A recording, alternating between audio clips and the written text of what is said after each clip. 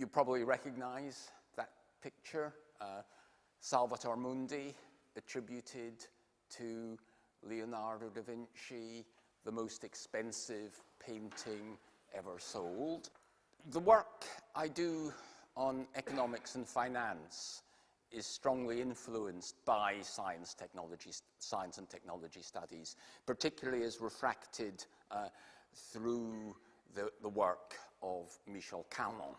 And 10 years ago, I wrote out this list of lessons that you can draw out from that kind of perspective on markets.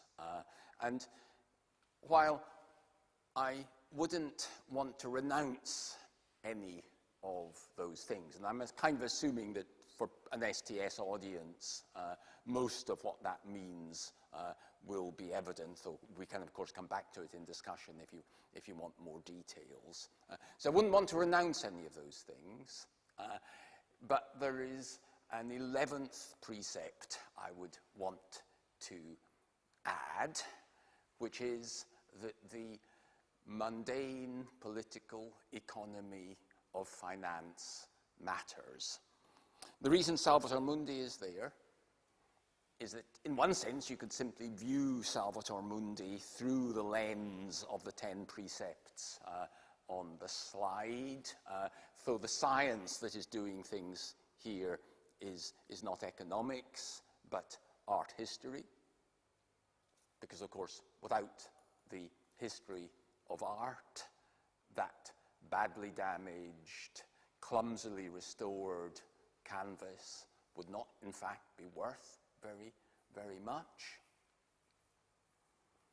But what drew my attention in the Salvator Mundi auction at Christie's is the point that I put on the bottom there. The winning bid was $400 million, but the winner paid not $400 million, but $450 million. The $50 million being a taken for granted, mundane aspect of the art market, the fee that Christie's charges. Look at a dictionary of what mundane means, and you'll see a couple of things, one of which is very handy for my argument, the other of which is what makes this talk potentially rather problematic. The handy bit is that mundane, of course, refers to the material rather than spiritual world, and a lot of the Michel Canon-influenced work on finance is about the materiality of finance. The slightly tricky bit is, of course, that mundane also means lacking interest and excitement. So you're going to have to bear with me. I hope to convince you by the end that this is interesting, but I don't expect you to be excited by it while it is going on. One experience that drew my attention to what I'm now calling the mundane political economy of finance concerns LIBOR, one of finance's big scandals. Now, my attention was drawn to LIBOR by the first of those 10 precepts. Facts matter.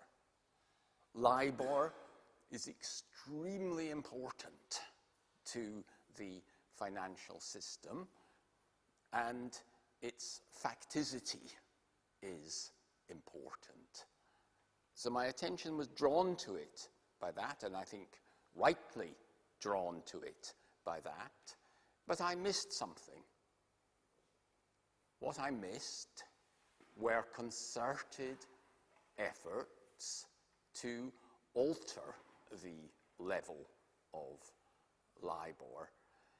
And the reason I missed them, I think, is that my background in science and technology studies hadn't equipped me very well to think about the flows of money in in amongst the players in the London money market where LIBOR emerges. In particular, hadn't equipped me to think about the way in which the brokers in that money market are paid fees by the dealers in that market.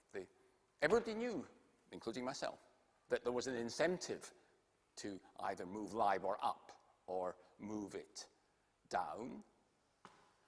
But the LIBOR algorithm is a trimmed mean where the top quartile and bottom quartile of inputs are simply deleted. So any serious effort to move LIBOR would involve not just one bank, but multiple, and would be visible to those brokers. And I kind of thought, well, nobody's going to do it if it's that visible. And I'd underestimated the influence of the fee payment system. The more recent work that I've talked about to this, or the older members of this audience before, the more recent work I'm doing on automated high-frequency trading also brings up the issue of mundane political economy, because high-frequency trading is, by and large, a challenge to the world of the dealer. And by challenging that world, it makes its mundane political economy visible. Most shocking thing that I've found in finances, I'm afraid not in my own work, but in the work of an economist called Thomas Philippon, who has studied the efficiency of the US financial system through time. And we can come back on this example of what efficiency means here, and again we can come back to the details. Think about the black line with the broken line. Well, the broken line we can come back to in discussion. That's 1880. It may not be visible in the back. That's clerks writing on ledgers in pen by gaslight. That is 2012, the world of the iPhone. The black line is Philippon's calculation of the overall efficiency of the US financial system. And as you can see, you would be hard pushed to argue that that suggests any growth in efficiency of the financial system through time. The only thing that stops me getting too much on my high horse about this one is that I worry that there is another industry that has not become more efficient through time, and I'm part of that other industry. How might we theorize this? I'm going to mention just a couple of things, and then I'm going to stop so that we've time in discussion. Pierre Bourdieu, who's actually not a very popular figure in science and technology studies for, I think, essentially contingent reasons to do with academic politics in Paris. Pierre Bourdieu, in his article Le Champ économique, has actually got a very nice image, a nice metaphor. What he in effect says is, don't think about a market as a homogeneous Newtonian space. Think about it in terms of general relativity. Think about the way in which, in Einstein's general relativity, massive bodies distort space in their localities. And that's a nice image for capturing the way in which powerful actors within the financial system affect the flow of transactions round about them.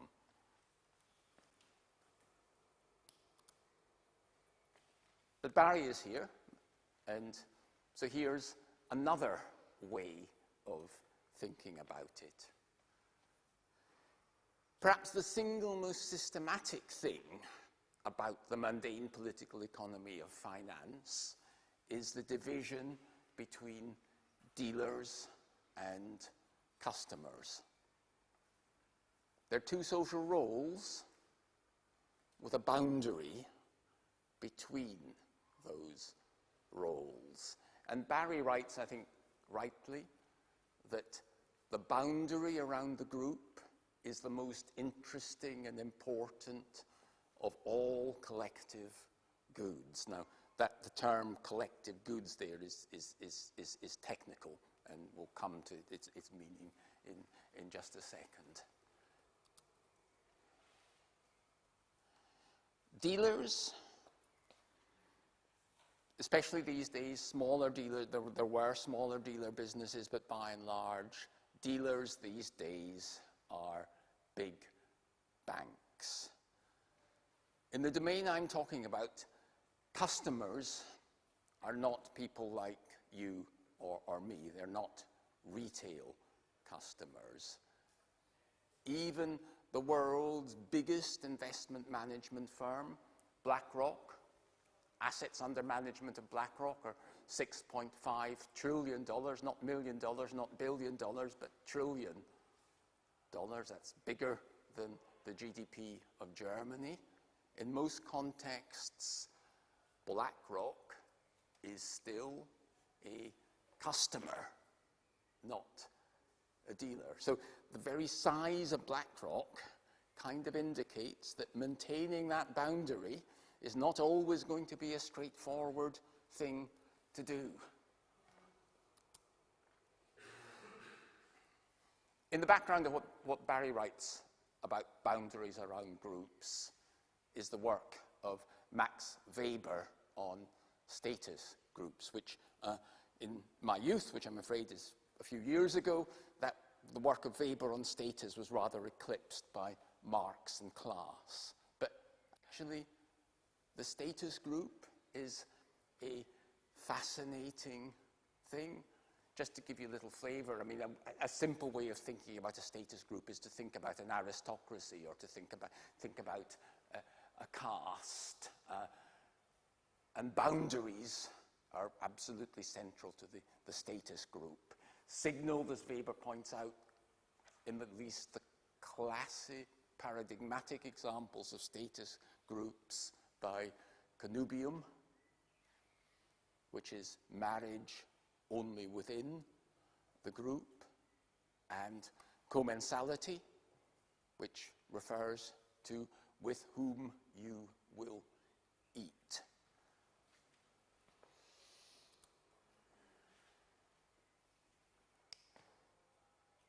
Within living memory, that's what the City of London was like. This is one of my older interviews in finance with someone who became very senior at the London Stock Exchange, but was on the staff of the Stock Exchange, was not a member of the Stock Exchange. A boundary signaled by commensality, as this quotation indicates. A boundary over things like which toilet you could use. Gentlemanly capitalism, people sometimes refer to it as, and of course it is gentlemanly capitalism, an almost exclusive and an almost exclusively white world.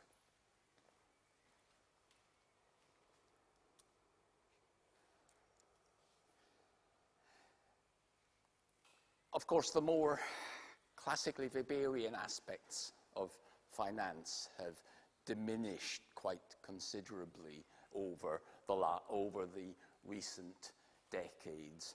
But up here is something that hasn't changed. It costs you to maintain a boundary. A NASDAQ dealer that quoted customers in odd eighths and not just even eighths would have attracted quite a bit of business by doing so.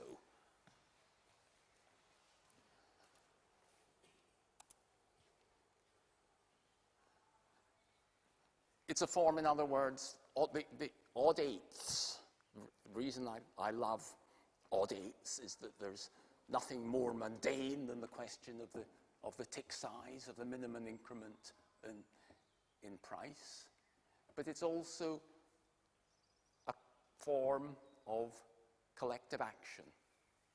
The NASDAQ dealers as a whole benefited from the odd eighths convention, but each individual NASDAQ dealer had an incentive to defect from the convention and start using odd eighths. And even more fascinatingly, because we know from the literature on collective action that it's easier to maintain collective action in face-to-face contexts than it is remotely, there was no face-to-face interaction, at least during the working day on NASDAQ. But people would telephone each other. If a dealer was displaying an odd eighth price, you would get an awkward telephone call. The US Department of Justice managed to seize the recordings of quite a number of these calls. But why do customers accept simply being customers? Again, a lovely image, in this case taken from Barry's work, that moving from one institutional arrangement to a different institutional arrangement is a difficult thing. You can think about an institutional arrangement as a valley in the mountains. There may well be more fertile valleys here and there, but to get to the more fertile valleys, you have to get over the high mountains. And within customer firms,